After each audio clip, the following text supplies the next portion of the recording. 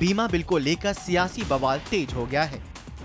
एक ओर केंद्र सरकार हर हाल में बीमा क्षेत्र में 49% एफडीआई को लेकर आगे बढ़ना चाहती है, तो दूसरी ओर कांग्रेस बिल को लेकर ही वह सवाल उठा रही है जो कभी बीजेपी उठाया करती थी। यानी सियासत की बिसात पर वही बातें, वही विरोध और वही पैतरे आज भी देखे जा रहे हैं। कांग्रेस उपाध्यक्ष राहुल गांधी ने बीमा बिल पर कहा कि इस मुद्दे पर किसी भी सूरत में सरकार का डबल स्टैंडर्ड उन्हें मंजूर नहीं होगा। दरअसल विपक्ष लगातार इस बिल को सिलेक्ट कमेटी को सौंपे जाने की मांग कर रहा है, लेकिन सरकार इस मांग को मानने के लिए तैयार नहीं है। इंश्योरेंस बिल जो है वो कांग्रेस पार्टी के समय में आया था। उसके साथ ही साथ स्टैंडिंग कमेटी जिसमें कि सभी राजनीतिक पार्टियों के सदस्य होते हैं, उन्होंने इसके बारे में रिकमेंडेशंस की हैं।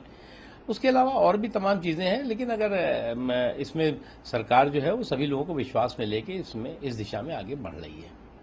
सवाल सीधा है कि सरकार को पहले इस मुल्क को बताना चाहिए कि पिछले 10 वर्ष से चाहे इंश्योरेंस का क्षेत्र हो, चाहे बैंकिंग का क्षेत्र हो, चाहे और कोई अर्थव्यवस्था से जुड़ा हुआ क्षेत्र हो, जो भी सुधार यूपीए सरकार ने सुझाए थे उनका इन्होंने विरोध क्यों किया? क्योंकि इस तरह की जो राजनीतिक अवसरवाद है कि जब आप विपक्ष में हो तो आप विरोध करें और जब आप सरकार में हो तो जिन चीजों पर आपने विरोध किया है उन पर समर्थन मांगे, ये नहीं चलेगा। सबसे पहले भारतीय जनता पार्टी को ये स्पष्ट करना पड़ेगा कि सिर्फ राजनीतिक अवसरवाद के मारे उन्होंने उन सभी सुधारों का जिनका प्रस्ताव या अनुमोदन यूपीए ने किया था उनका इन्होंने विरोध किया है।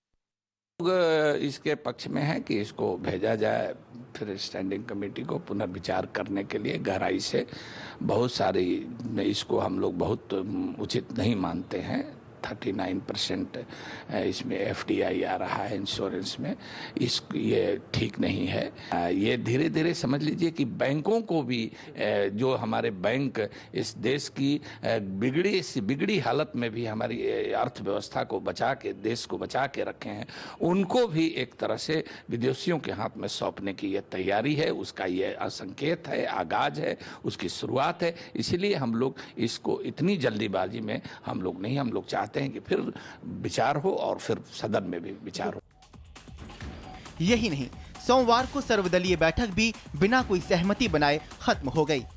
लेकिन बीजेपी और एनसीपी ने बीमा बिल पर सरकार का सहयोग करने पर अपनी सहमति दे दी थी।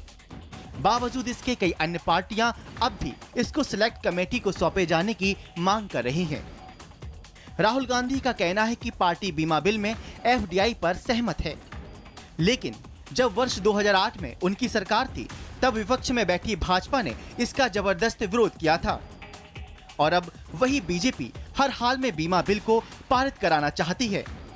यानी सियासत की बिसात दोनों ओर बिछी है और बदलते वक्त में एफडीआई नीति को लेकर बीजेपी भी बदल रही है और कांग्रेस भी। Bureau report, VIP news.